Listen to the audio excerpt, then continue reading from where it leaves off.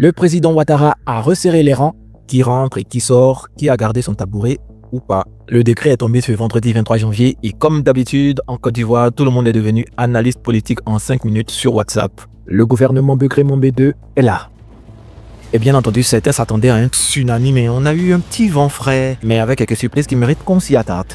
Alors, qui a été libéré pour aller se reposer au village et qui a réussi à maintenir son tabouret vraiment collé? Pour rester bien en place, on vous dévale tout. Maintenant, c'est showtime. Merci les gars, parce qu'on est bientôt à 1000 abonnés.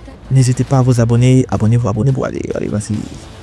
Le choc, c'est le départ de Covenant Kwasi Adjumani de l'agriculture. Le baobab de l'agriculture cède sa place à Bruno Nabagné-Koné.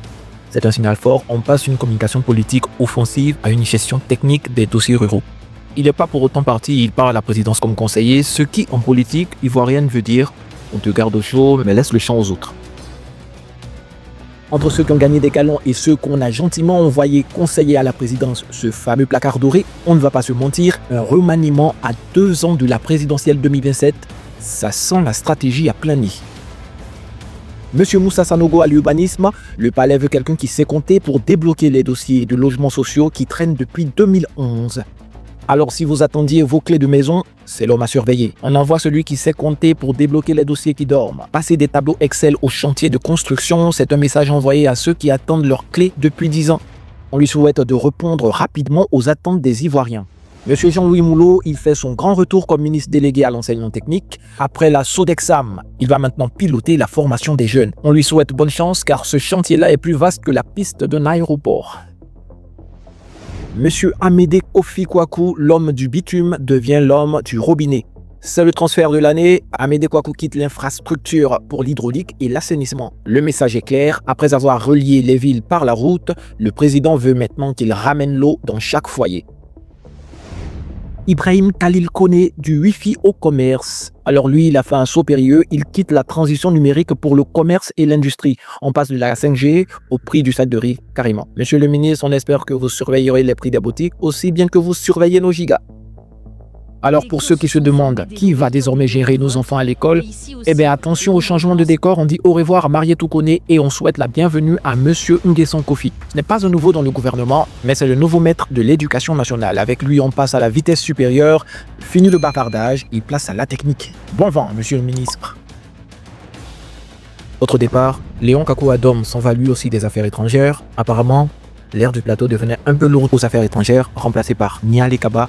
Le gouvernement se resserre et se féminise au poste régalien. Les nouveaux entrants. Côté nouveau, le palais nous a sorti la carte magique, le secteur privé. Djibril Ouattara, ancien patron de MTN, arrive à la transition numérique. On espère avec lui que la connexion Internet sera aussi rapide que la vitesse avec laquelle les impôts augmentent.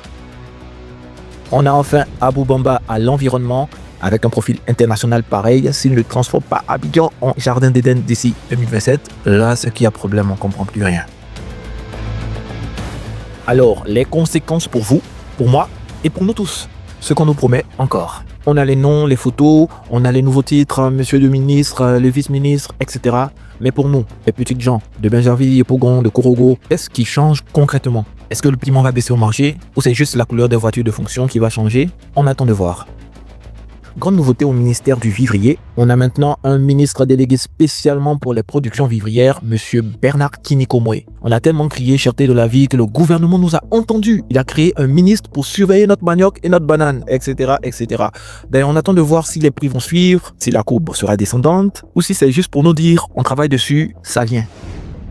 Sécurité et stabilité. Pour le cas du poste de vice-premier ministre créé pour M. Téné Birahima Ouattara, là le message est clair. On ne blague pas avec la sécurité. Pour vous, les Ivoiriens, pour nous tous d'ailleurs.